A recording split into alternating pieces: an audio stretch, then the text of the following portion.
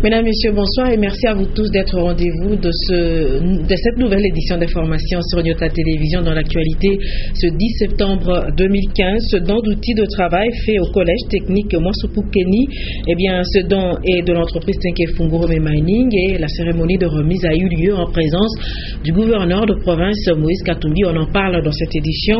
Également dans ce journal, nous allons reparler plutôt de ces derniers éboulements qui ont été enregistrés à la carrière Mabaya de Kasumbalesa, surtout des causes à la base de cette situation dramatique dont sont victimes de nombreux creuseurs, et c'est Léon Magloire qui va nous en parler.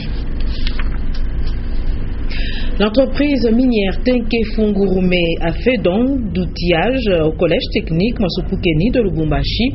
Une remise, je vous l'ai dit, qui a eu lieu en présence du gouverneur de province Moïse Katumbi Chapwe, et c'est un reportage de Nono Landou, Stéphane Chisson.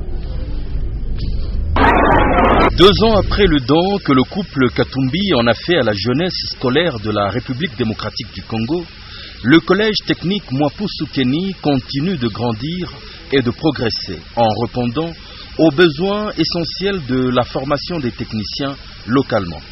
Il est passé en l'espace de ce temps de 232 à 470 élèves maintenant, dont 98 filles.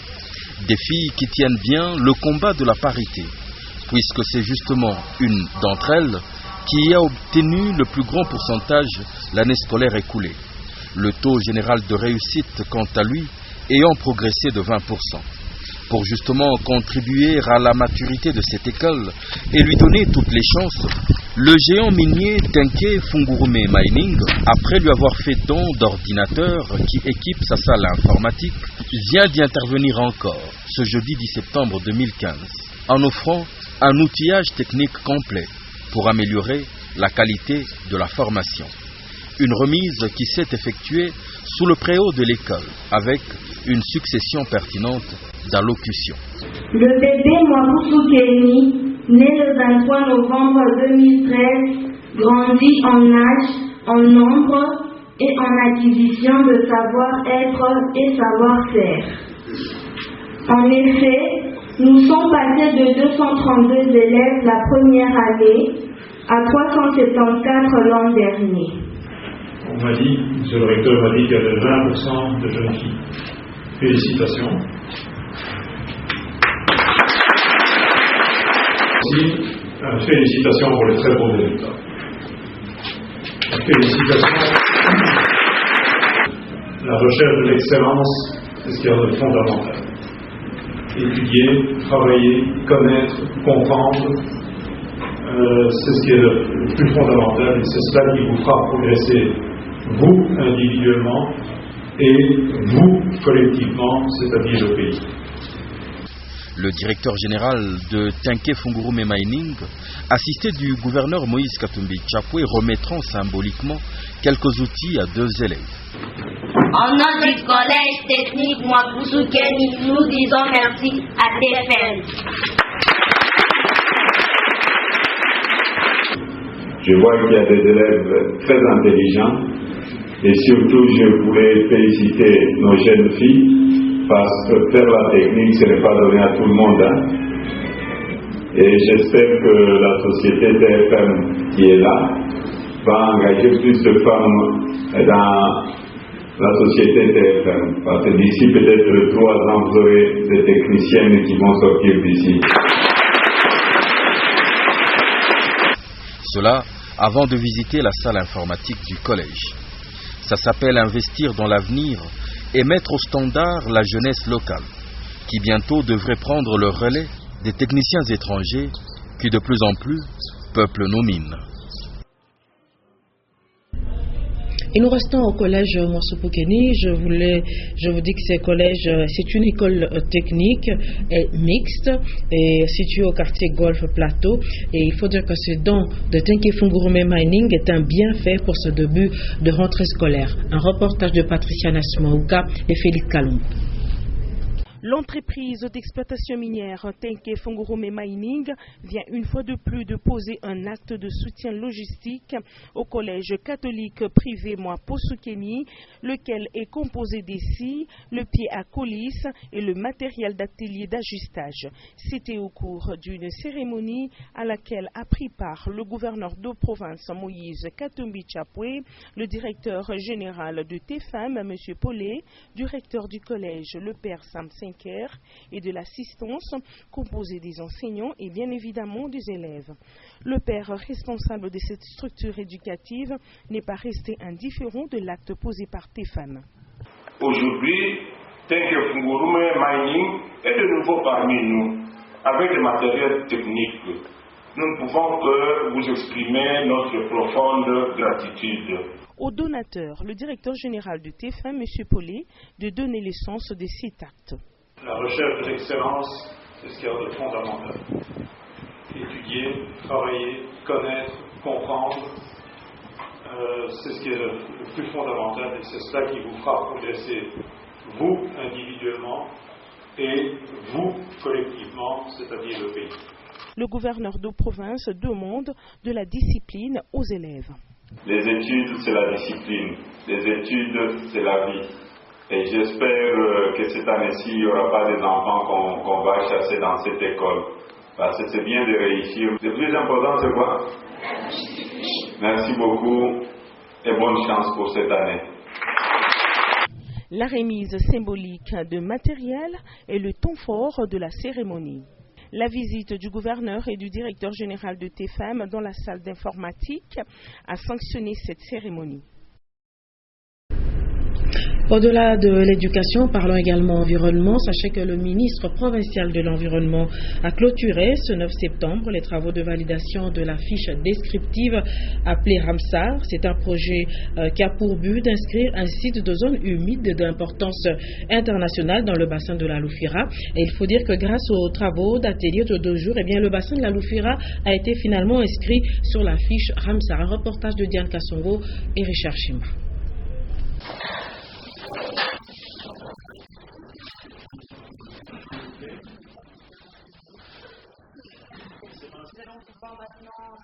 Envoyer ce site Ramsar porte maintenant le nom très prochainement de l'Union humide d'importance internationale.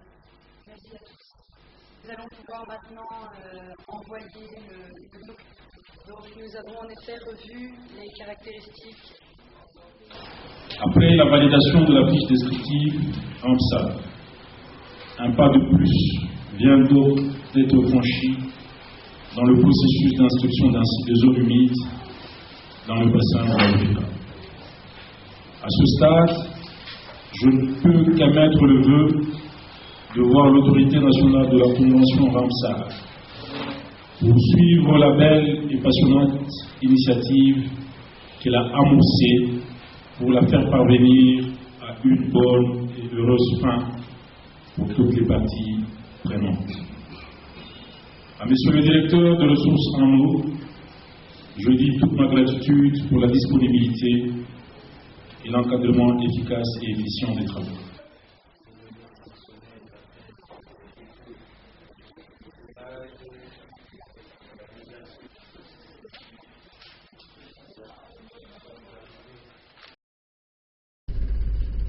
Et la situation qui prévaut en ce moment la carrière Mabaya de Kasumbalesa, cet état des choses continue à faire la une de l'actualité. Je vous rappelle que cette carrière a enregistré des éboulements ces dernières semaines et parmi les causes de cette situation dramatique, la proximité et la promiscuité entre les puits forés par les artisanaux. Et sachez qu'entre certains puits, il y a moins d'1 mètre et à ceci s'ajoute également l'anarchie créée au sein de cette carrière de 3 km² où sont installés plus de 30 000 creuseurs. Léon Magloire Monga nous en parle. Dans l'artisanat minier, un puits ne peut pas aller au-delà de 30 mètres et 2 puits doivent être séparés au moins de 10 mètres. Mais selon un expert en cette matière, proche de la carrière de Kasumbalesa, ce qui se passe actuellement à Mabaya, c'est tout le contraire. Voilà la cause principale des éboulements dans cette carrière occupée par les creuseurs il y a à peine 1 mois. Alors dans 4 semaines seulement, Plus de 35 000 creuseurs venus de tous les 4 coins du Katanga ont convergé vers Kasumbalesa à la recherche de cette manne cobaltifère qui titre jusqu'à 28%. Une grande première dans la province cuprifère. Telle est la raison principale de cet afflux vertigineux des creuseurs dans cette concession appartenant à la Sodimico, dont la superficie atteint à peine 3 km² selon une source. Contre toute attente, la Sodimico, qui est le concessionnaire de cette célèbre carrière, a vu débarquer un homme fort, sans décliner ses identités, cherchant à déguerpir tous les creuseurs artisanaux au profit d'une exploitation semi-industrielle. Ceci présage dans les jours à venir des tensions sociales, vu le nombre croissant des occupants encadrés dans des coopératives minières. À noter également que les quelques 3 carrés miniers de Mabaya n'ont connu ni prospection ni sondage. Mais tout porte à croire que la valeur géologique enfouie dans ce sous-sol est inestimable. Le nombre croissant des morts le sont par asphyxie, à cause de la proximité ou la promiscuité des puits. Et le bilan des morts en 1 mois d'exploitation varie selon les sources. Et si les décideurs n'arrêtent pas cette hémorragie, les morts seront comptés par centaines dans un proche avenir. Sur un tout autre registre, revenons à Lubumbashi pour parler de la circulation routière. Les conducteurs des véhicules se plaignent en ce moment que les agents de la police des circulations routières exigent lors de contrôles de routine le permis de conduire biométrique, alors que sur le terrain, les anciens permis sont encore valides et circulent. Un reportage de Consolat Kanja et Sylvain Moutambaye. Sur les routes, les agents de police de circulation routière procèdent depuis un temps au contrôle des permis de conduire, d'où se pose un problème de validité des anciens permis roses par rapport aux nouveaux dits biométriques. Pour les contrôleurs, c'est depuis 2012 que la délivrance des anciens permis était censée s'arrêter, mais il y en a qui ont continué d'être produits. On peut fermer l'œil, celui qui a un véritable permis de conduire. Regarde un peu ce permis, c'est un faux, parce qu'il n'y a même pas la signature du porteur. Et ce sont des permis qu'on fabrique dans des cybercafés, et puis quelqu'un qui ne sait même pas lire, on lui octroie un permis de conduire. Nous voulons juste diminuer sensiblement les problèmes, la problématique des accidents de circulation dans la ville. Et si tous les conducteurs passaient par les tests, ils seront vraiment conscients et il n'y aura pas beaucoup d'accidents. Mais pour les conducteurs, ils sont plutôt découragés par la lourdeur administrative qui caractérise le processus d'obtention des permis biométriques, surtout qu'ils doivent les attendre de Kinshasa. Pour avoir un permis de conduire, vous devez d'abord passer par les tests médicaux. Si vous êtes apte, votre vision est normale, et après vous devez passer par les tests théoriques, vous devez connaître, parce que la route parle. Vous devez commencer à interpréter les panneaux, ainsi de suite, et enfin vous devez passer par les tests pratiques. Et logiquement, c'est en 2016 que sont censés expirer les derniers permis délivrés en 2012. Reparlons éducation, vous le savez que la rentrée scolaire a bel et bien eu lieu le lundi 7 septembre dans la ville de Lubumbashi, mais ce n'est pas le cas au village Samboa, dans les territoires de Kipushi. Et bien là, une seule phrase revient dans les bouches des élèves et de leurs parents.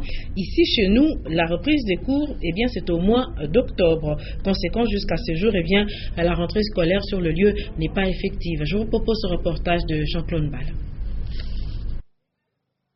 Il est 9h, c'est un désert dans la cour de récréation de l'Institut Saint-Étienne et de l'école primaire Bois-Tchakwessou de Samboa. Or, depuis le lundi 7 septembre, les élèves devraient déjà occuper les salles de classe. À l'école secondaire, le bureau et toutes les classes sont ouverts, mais aucun élève n'est présent.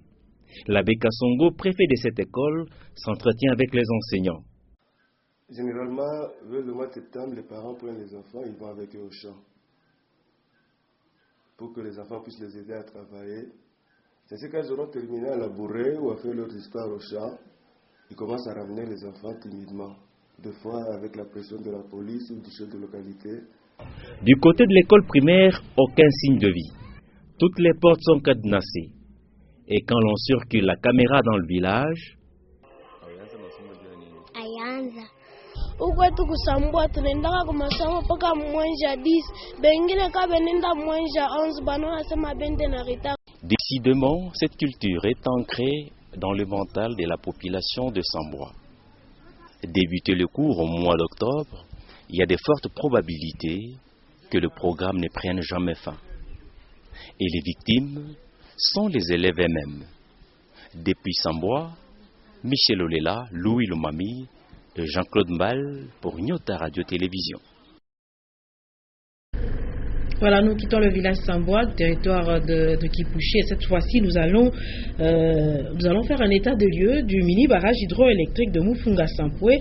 Ce barrage qui continue à fonctionner, mais avec beaucoup de difficultés. Il n'y a pas de transformateur et bien conséquence, la desserte devient très limitée. Il faut au moins $10,000 américains, selon les estimations, pour que tout Mufunga ait du courant, mais personne ne s'en porte garant jusqu'à présent. Et en ce moment, ces barrages fonctionne difficilement avec l'aide de prêtres catholiques sur place. Léon Magloire Monga.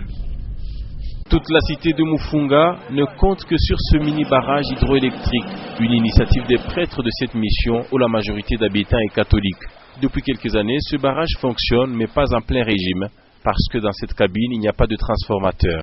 Un barrage tout à fait artisanal et artificiel créé de toutes pièces grâce au savoir-faire d'un maintenancier local, un fils de Mufunga Sampoué qui connaît par cœur la manière dont fonctionne ce barrage.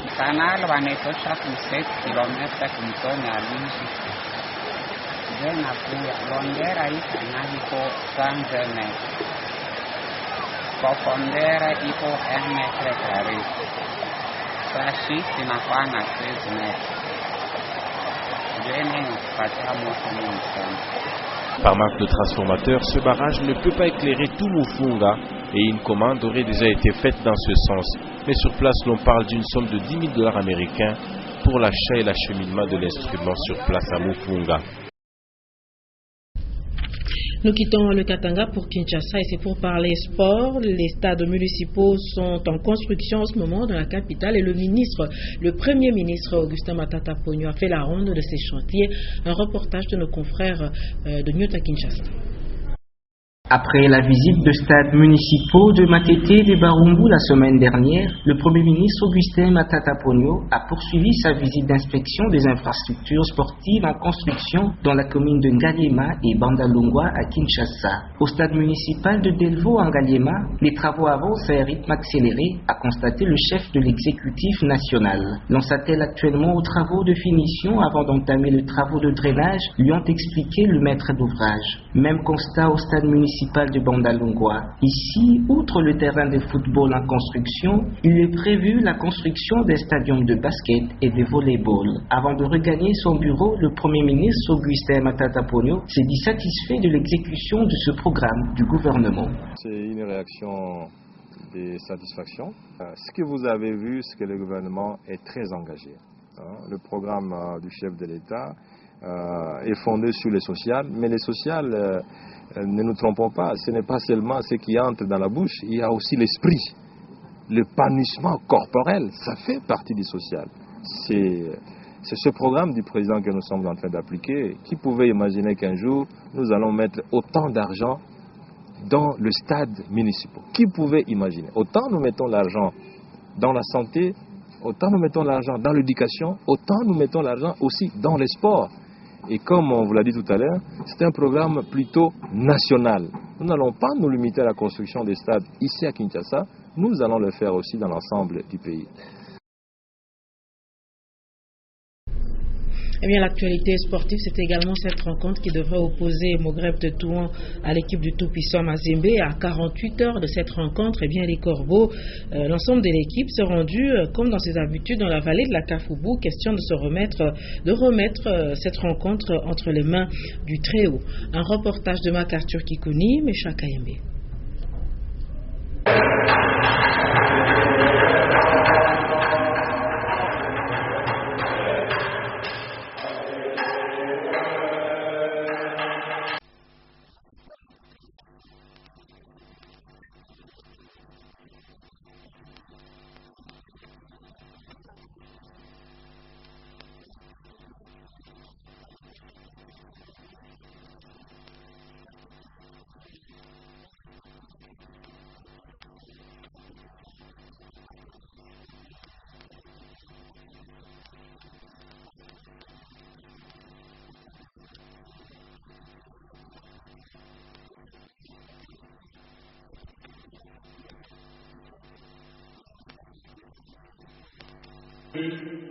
À vous qui m'écoutez, Aimez vos ennemis, faites du bien à ceux qui vous haïssent, souhaitez du bien à ceux qui vous maudissent, priez pour ceux qui vous calomnient.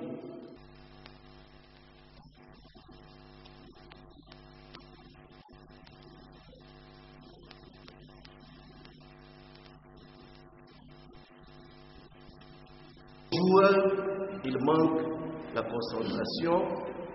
Dites-leur de savoir se concentrer. Parce qu'après les 10-15 premières minutes, ils se déconcentrent. On ne les reconnaît plus sur le terrain. De l'adversaire, vous êtes grand. Et nous comptons sur vous. D'autres m'ont dit, ils ne tirent même pas. C'est-à-dire ceux qui jouent au milieu, à l'attaque, ne tirent pas. Donc il faut leur dire de tirer, de savoir cibler aussi, de ne pas avoir peur non plus de tirer dans le goal de l'adversaire.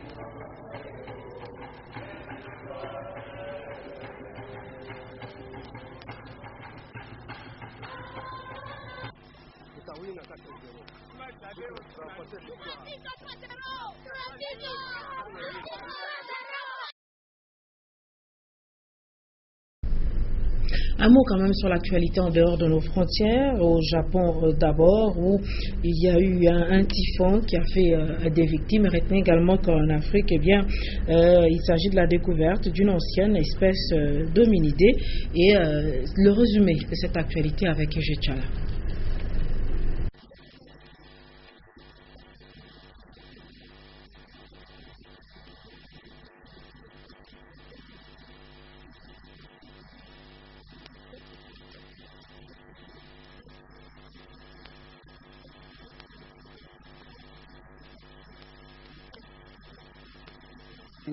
Pourquoi uniquement des hominidés?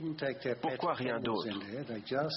Clairement, on n'apportait pas les animaux domestiques dans la cavité. La préservation des ossements est extraordinaire. Il n'y a pas de traces de violence, de combat.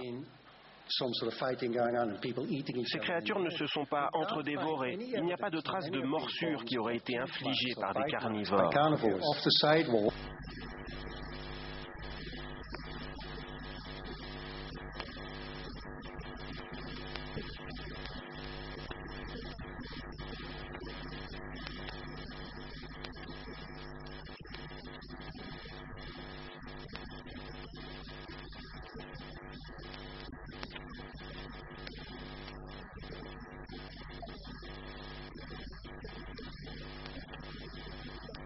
Le Premier ministre japonais est inquiet.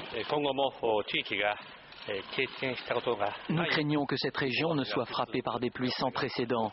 Tout le gouvernement travaille pour assurer avant tout la sécurité des populations et pour prévenir toute nouvelle catastrophe.